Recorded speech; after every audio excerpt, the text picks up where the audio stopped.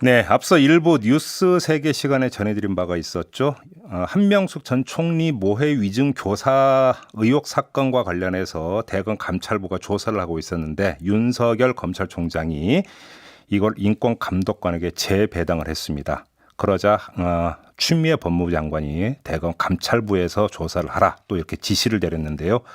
논란이 커지고 있습니다. 어제 법사위에서도 이 문제가 집중 거론이 됐다고 하는데요.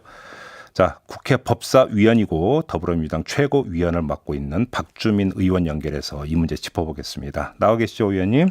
네, 안녕하십니까. 네, 안녕하세요. 어제 일단 법사위 회의 장면부터 좀 잠깐 여쭈어야 될 것 같은데요. 네, 민주당 소속의 송기현 의원과 소병철 의원이 추미애 법무부 장관을 뭐라고 할까요? 질타라고 하는 표현을 써야 될까요? 아무튼 그 좀 이 비판적으로 이제 그 질의를 하던데 이걸 어떻게 받아들여야 되는 겁니까?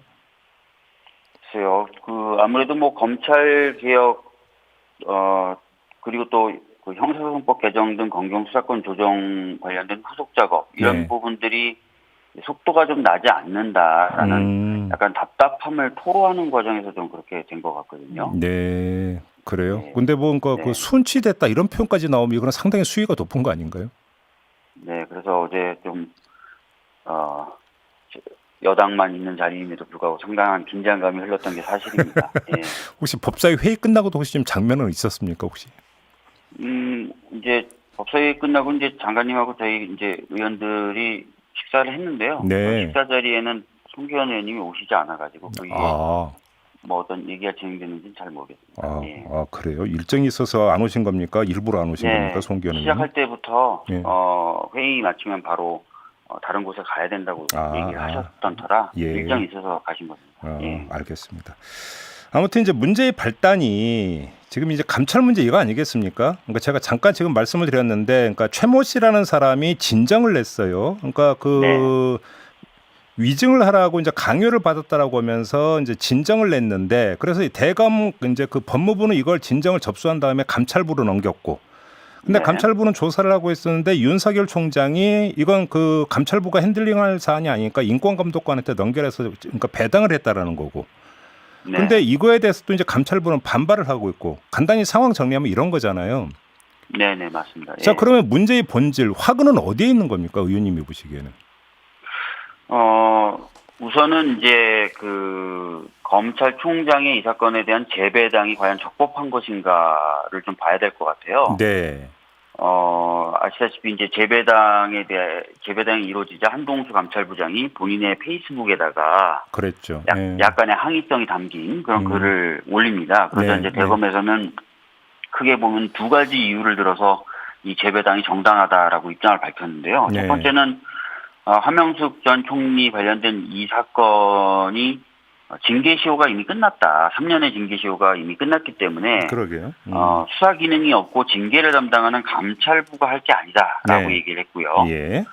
두 번째는 이런 배당 또는 재배당은 전부 다 검찰총장의 권한 범위 내이다. 권한이다. 그런 두 가지를 들어가지고 정당한 재배당이다 이렇게 주장을 했어요. 예. 그런데 제가 어제 뭐 법사위 현장에서도 추미애 장관님께 확인하기도 하고 또 과거 기사들을 찾아보니까 예.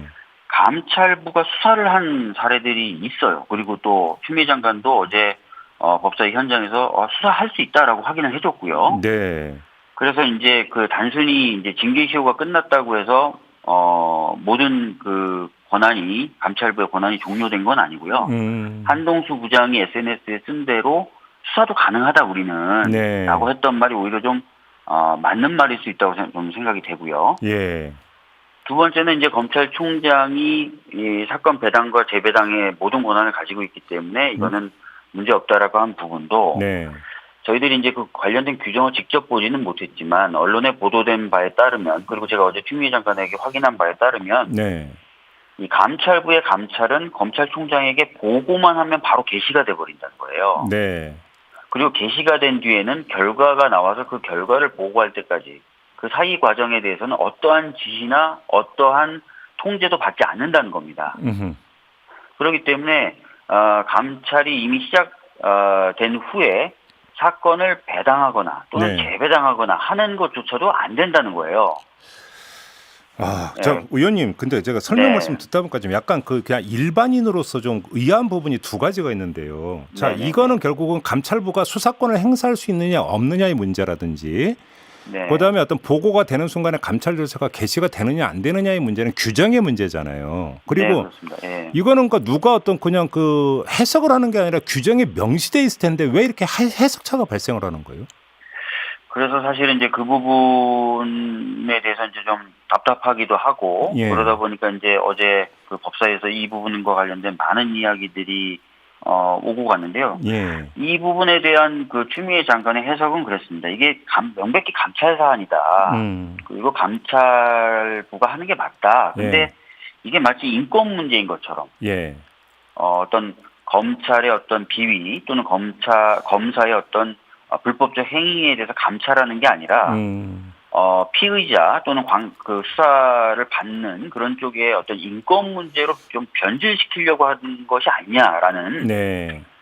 그런 이제 얘기를 하시더라고요. 이게 거기에 그러니까 대해서 일전에 채널A 기자와 검사장관의 이른바 검언유착 의혹 사건이 불거졌고, 네. 이것도 그러니까 이때 이미 1라운드가 있었단 말이에요. 이제 이걸 대검 감찰부에서 하려고 했는데 윤석열 총장은 인권부로 넘겨버렸잖아요. 맞습니다. 그러니까 패턴이 예. 거의 똑같은데 네. 이때도 1차로 나왔던 논란이, 자 그러면 그 감찰부장이 보고만 하면 된다라고 하는 어떤 해석도 있었고, 아니다 그 검찰총장에게 이거는 그 권한이 있는 거다라는 주장도 맞섰던 것 아닙니까? 그다음에 그 규정이 충돌을 했던 것으로 그때 이제 그렇게 좀 그 확인이 됐던 거잖아요. 그럼 이게 먼저 정비가 돼야 되는 거 아닙니까?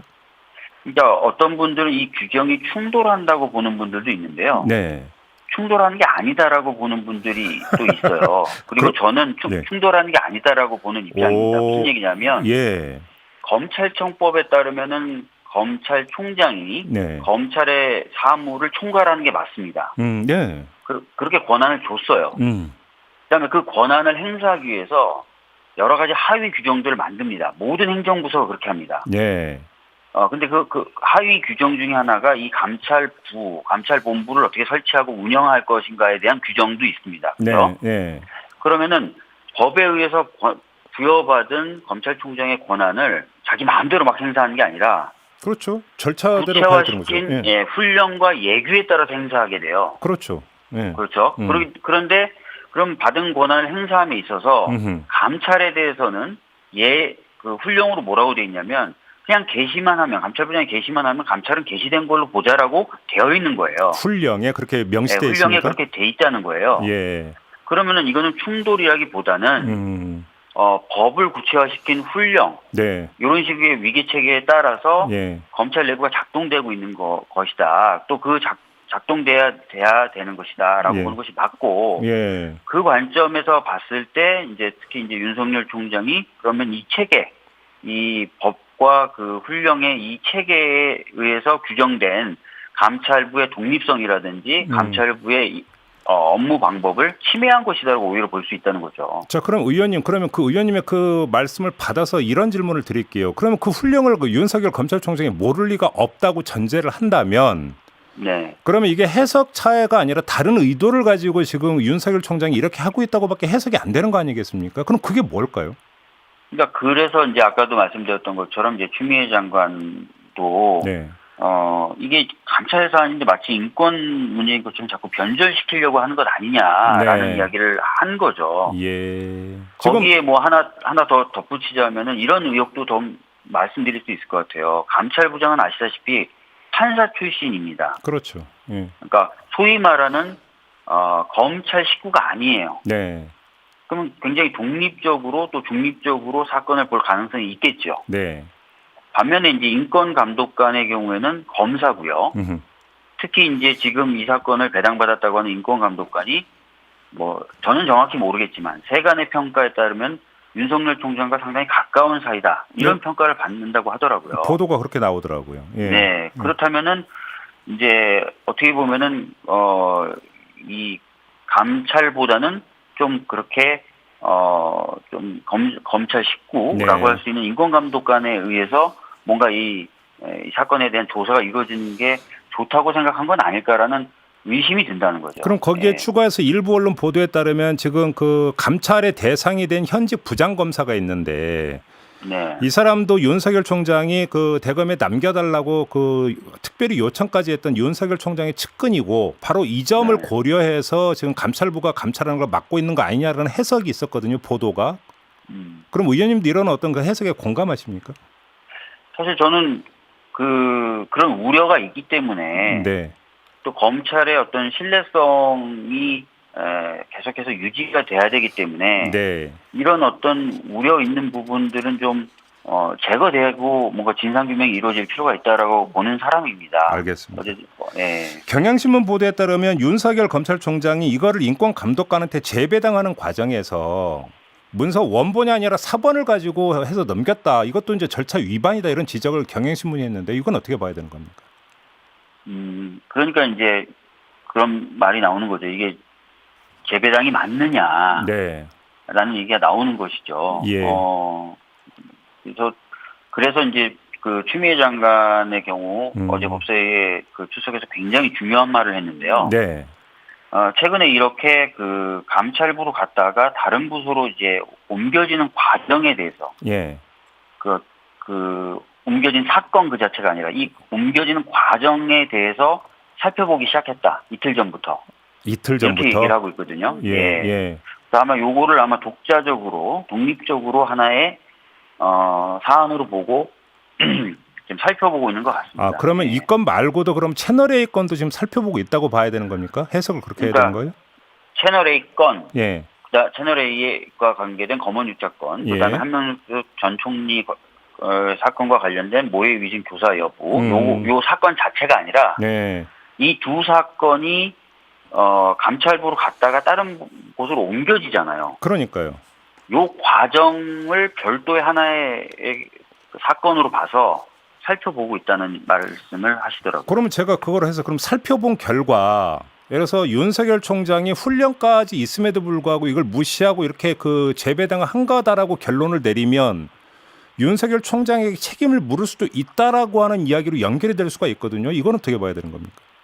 만약에 과정에 문제가 있다면은 뭐 책임을 물을 수도 있겠죠. 아, 그래요. 그래서 이틀 전부터 그걸 들여다보기 시작을 했다라는 말씀이신 거고요. 네네네.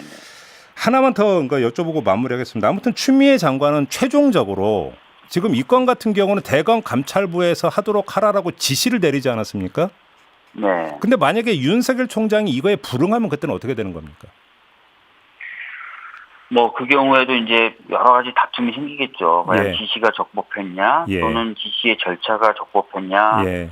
라든지 예. 또는 총장이 뭐 어느 정도까지 지시에 불응할 수 있느냐 등등등을 놓고 많은 다툼이 있을 것 같긴 같은데요. 네. 원칙적으로는 법무부 장관이 구체적 사건에 대해서 검찰총장에게 지시할 수 있도록 되어 있습니다. 그래서 예. 따라야 되겠죠. 예. 아, 이거는 지금 그 법에 명시되어 있는 대로 어떤 그 법무부 장관이 권한을 행사한 것이니까 따라야 된다 이런 말씀이신 거고요. 네네네. 알겠습니다. 그러면 지금 관심사는 결국은 그 과정을 그러니까 살펴보기 시작했다라고 했는데 그러니까 그 살펴본 결과가 언제 나오느냐 이게 지금 상당히 중요한 어떤 포인트가 되겠네요. 분기점이 될 수도 있겠고. 아마 그럴 것 같습니다. 예. 알겠습니다. 좀 확인하고 오늘 말씀은 여기까지 듣도록 할게요. 고맙습니다. 네, 감사합니다. 네. 지금까지 국회 법사위원이죠. 박주민 더불어민주당 의원과 함께했습니다.